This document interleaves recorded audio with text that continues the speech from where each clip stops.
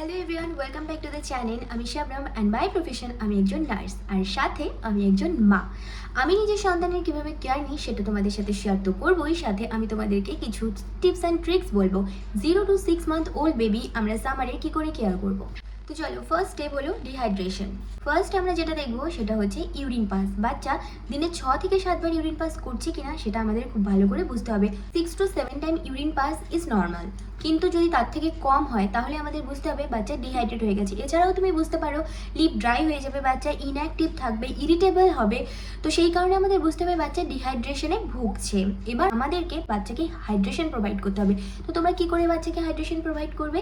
Dehydrate means বডিতে জলের পরিমাণ কমে যাওয়া। তার মানে কি বাচ্চাকে আমরা জল দেবো না, বাচ্চাকে আমরা যদি 0 to 6 month ওল্ড বেবির আমরা জানি এক্সক্লুসিভ ব্রেস্ট ফিড করানো দরকার। যে বেবি ব্রেস্ট ফিড করে তাকে ফ্রিকোয়েন্টলি ব্রেস্ট ফিড করাতে হবে। যদি তুমি তোমার বাচ্চাকে 3 ঘন্টা পর পর ব্রেস্ট ফিড করাও তাহলে সেখানে 1.5 ঘন্টা পর পরও তুমি ব্রেস্ট ফিড করাতে পারো।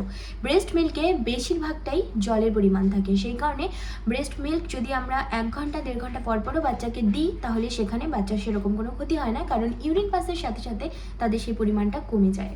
যদি বাচ্চার ডাইপার পরানো থাকে তাহলে আমরা কি করে বুঝবো? ডাইপারের হেভিনেস দেখে আমাদের বুঝতে হবে যে বাচ্চা 6 to 7 টাইম ইউরিন পাস করেছে কি না। কিন্তু যারা ফর্মুলা ফিট করে তারাও সেম, যাদের ডিউরেশন 3 ঘন্টা বা 2 ঘন্টা তাদের ডিউরেশন কমিয়ে আবারও তাদেরকে ফিট দেওয়া হবে। এর মাঝখানেও যদি তোমরা বুঝতে পারো যে বাচ্চা খেতে চাইছে তাহলে ক্ষেত্রেও ব্রেস্ট মিল্ক দিতে হবে অথবা ফর্মুলা দিতে হবে। এবারে আমরা সেকেন্ড টপিকে আসবো, যেটা হচ্ছে এক্সপোজার।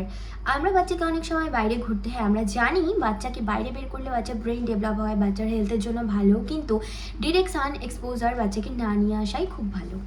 কারণ তুমি যদি ডিরেক্টলি সান এক্সপোজারে বাচ্চাকে নিয়ে আসো তাহলে এই সময়ে পিক সময় যেটা 10 to 4 এই টাইমটাতে প্রচণ্ড রোদ থাকে, সেই কারণে এই টাইমে যদি বাচ্চার ডিরেক্ট সান এক্সপোজার হয় তাই বাচ্চার কিন্তু হেলথের অনেক ক্ষতি হতে পারে। তোমরা যদি মনে করো বাচ্চাকে কোন টাইমে তাহলে আমরা বের করবো, তোমরা আর্লি মর্নিং বের করতে পারো অথবা ইভিনিং 10 to 4 এই টাইমটা বাদ দিয়ে তারপরে তোমরা বাচ্চাকে বাইরে বের করতে পারো। ডিরেক্ট সান এক্সপোজারে বের করা যদিও খুব দরকার হয় তাহলে ফুল স্লিভস কমফোর্টেবল কটন ড্রেস পরিয়ে বের করাটা খুব ভালো। এবারে নেক্সট হলো র্যাশ নিয়ে কথা বলবো। দুটো র্যাশ হয়, যেটা হচ্ছে একটা সামার র্যাশ, একটা হয়েছে ডাইপার র্যাশ। আমরা সামার র্যাশ কীভাবে প্রিভেন্ট করব? বাচ্চাকে ডিরেক্ট এক্সপোজারে বের করব না, গরম জায়গায় রাখবো না, আমরা বাচ্চাকে সবসময় কুল এনভায়রনমেন্ট প্রোভাইড করব।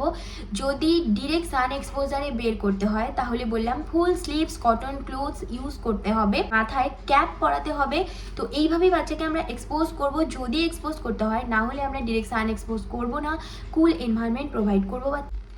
নেক্সট হলো র্যাশ। র্যাশ হচ্ছে দু প্রকারের হয়, একটা সামার র্যাশ আর একটা ডাইপার র্যাশ হয়। তো সামার র্যাশ আমরা কিভাবে প্রিভেন্ট করব? বাচ্চাকে ডিরেক্ট সান এক্সপোজারে বের করব না, বাচ্চাকে যদি প্রয়োজন হয় তাহলে আমরা ফুল স্লিভস কটন ক্লোথস পরে বের করব। সেকেন্ড হলো কুল এনভায়রনমেন্ট প্রোভাইড করব, যদি প্রয়োজন হয় তাহলে এসিতে রাখবো। যদি বাচ্চাকে আমরা এসিতে রাখি তাহলে 22 to 24 ডিগ্রি সেন্টিগ্রেডে রাখবো। দেখতে হবে কুলার বা এসির ডিরেক্ট কন্ট্যাক্টে যেন বাচ্চা না আসে। এক্ষেত্রেও বাচ্চাকে ফুল স্লিভস কটন ক্লোথস পরে কিন্তু রাখতে হবে।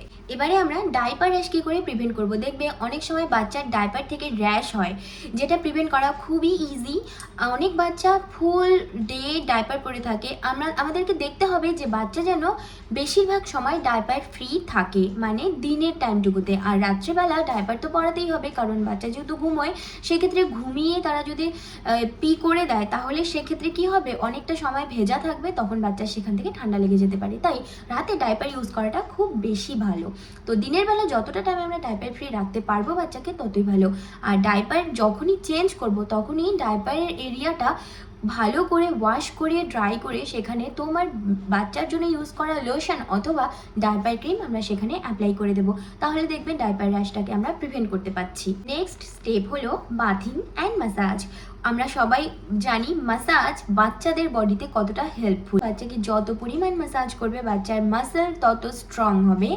অ্যান্ড কোকোনাট অয়েল দিয়ে যদি আমরা ম্যাসাজ করি, কোকোনাট অয়েলে কুলিং প্রপার্টিস থাকে, যেই কারণে বাচ্চার কোনো রকম কিন্তু ক্ষতি হবে না। দিনে 2 বার বাচ্চাকে স্নান করাতে পারো। যদি এক্ষেত্রে যদি সামার টাইমে খুব গরম হয় সেক্ষেত্রে তুমি দিনে 2 বার স্নান করাতে পারো। মর্নিং টাইমে ম্যাসাজ করে বাচ্চাকে স্নান করিয়ে ভালো করে ড্রাই করে লোশন লাগিয়ে রাখতে রাখতে পারো কুল এনভায়রনমেন্টে। সেকেন্ড, সন্ধ্যের টাইমে, সন্ধ্যের আগে বিকেলের টাইমে তুমি আরেকবার বাচ্চাকে বাদ দিতে পারো। এক্ষেত্রে দেখতে হবে জল একদম যাতে ঠান্ডা না হয়, লিউকওয়ার্ম ওয়াটার, মানে জলটা যেন লিউকওয়ার্ম হয়, উষ্ণ উষ্ণ গরম হয়। সেক্ষেত্রে বাচ্চা ডিরেক্ট ঠান্ডা জলের সংস্পর্শে আসছে না, সেক্ষেত্রে তার কোনো ক্ষতি হবে না। চলো, আমি আজকে অনেকগুলো সামার কেয়ার নিয়ে তোমাদের সাথে শেয়ার করলাম। তো তোমাদের ভিডিওটা কেমন লাগলো জানিও, বিষয়গুলো তোমাদের কাছে হেল্পফুল হলো কিনা সেটা জানিও। যদি হেল্পফুল হয় তাহলে একটা লাইক অ্যান্ড সাবস্ক্রাইব করে দিও চ্যানেলটাকে। চলো বাই, দেখা হচ্ছে নেক্সট কোনো ভিডিওতে।